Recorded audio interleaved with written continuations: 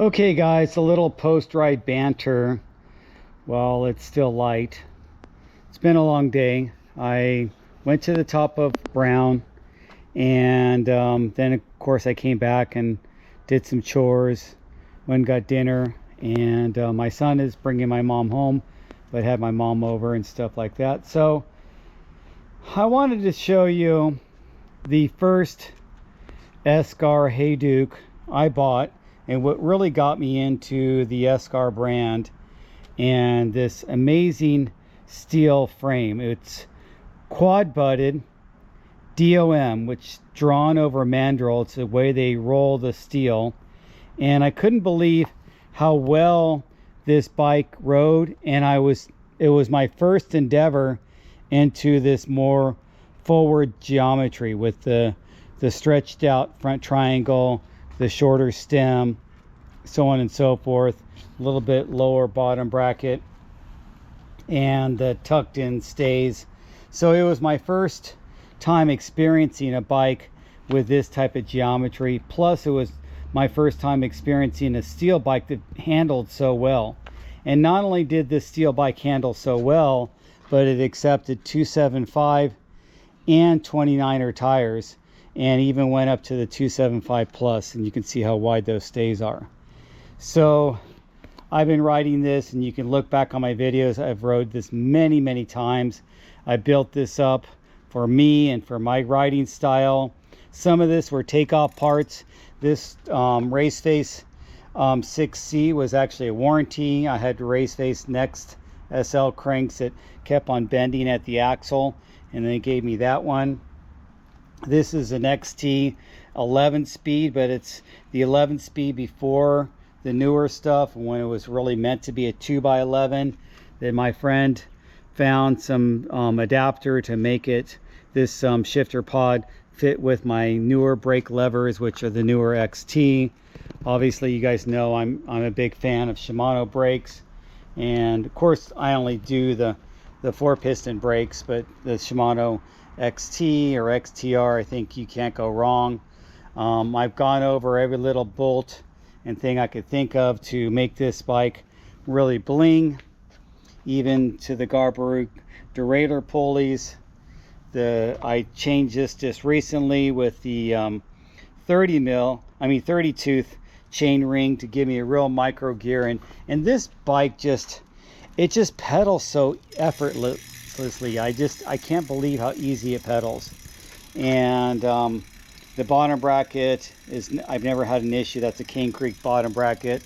So this bike I've been riding, as you can see my favorite grips on here, and it just rides great. The reason I went with the lower rise bar, because this had, when I first bought it, it was like, wow, this stack height is really high, so I'm not going to do a higher rise bar. And now I wish I would have got a little bit higher rise, but this is only a 20 millimeter rise bar, and but it's fine. It was, at the time I just felt that this was the newer geometry with the higher reach or higher stack height, and that landed right on place. The saddle is I just switched the saddle from my gravel bike, but it's the WTB Slate SL8 saddle. Really like that saddle. And then I went really wide on the rims. Now they're not as wide as my 275 plus wheel set, but these are I-35 in the rear, and those are the race face arc asymmetrical rims, and then also the race face arc asymmetrical rims with the 40 in the front. You don't really need asymmetrical in the front, but it was the only thing they had back then. And these are laced up with these premium bird spokes. It gives it a great feel. It's not the light build, but it's a great feel. So fast forward to today, and you saw my videos earlier with this bike, and oh my gosh.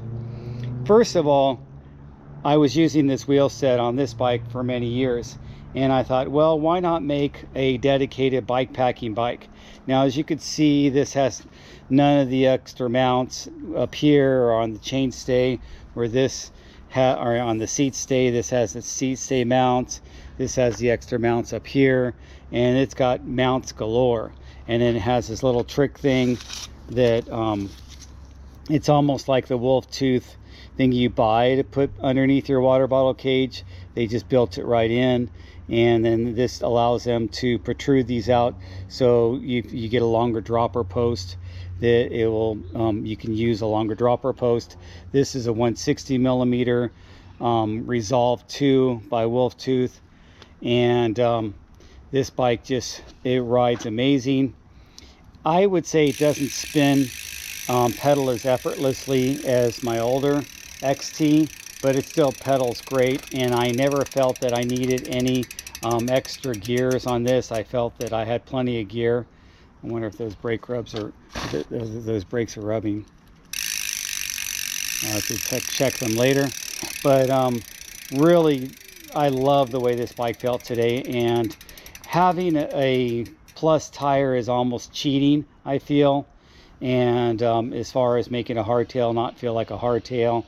So thanks for watching this video. If you like this bike, leave a comment. And then this is how I kind of really got started with steel with my first custom build. Now this originally used to be a single speed, but since then I've made it into a loaner commuter bike, and it's not really made for it's not modern at all. That head tube angle I think is like 69, and it's super straight up. But I rode the shit out of this bike as a single speed for years, and then I put some gears on it and made it more of a grocery getter, beer run type of bike, and that's why you have those big old flat pedals on there. And kind of got me into the velocity rims. I went through a lot of different velocity rims on this one, and I landed on this one, but I like the blunt SS and then the regular blunt velocity rims. They're very soft, nice aluminum rims. So I mentioned to you guys I was thinking of a custom wheel set for this one. I think I'm going to go with the Astral. I think they're called the Serpentine, and those are the ones that are I-32. And then I'm deciding what I'm going to lace them up with, whether I'll do regular steel spokes or if I'm going to go with the bird spokes. But and I'm deciding whether I want to go with another 275 wheel set, or if I want to do a 29er wheel set that's made lighter than this one is obviously not that light. So that's my thoughts, and that's how I have it set up. The other consideration I was thinking of is switching out these rotors. These are 180 rotors. I feel like maybe if my bike is loaded down, and I'm going to test it out and load it down, I might want 200 millimeter rotors. So I'll have to get the mount to extend that, and then mount to extend that out further to do the 200 millimeter and put those on there. But I really like how this came out, and I appreciate you guys watching my channel. Please give me a thumbs up and a follow if you're into it. And I'm going to have my post-ride beer. That's what I was talking about, post-ride banter. Here's some.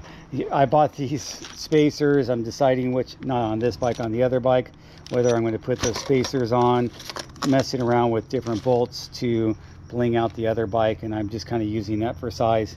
Anyway, and happy Oktoberfest. So it's October. I got Dope-toberfest Märzen beer. I'm not even sure what a Märzen, but it tasted pretty good, so I got them. Anyway, thanks for watching, guys. I appreciate it. Oh, this was just an extra water bottle mount that is straight up, so you can put like a tumbler in there that doesn't have to be a regular water bottle, or you could put maybe a coffee in there, like a coffee thermos in there or something like that. So that's why I got that one. Anyway, thanks for watching, guys.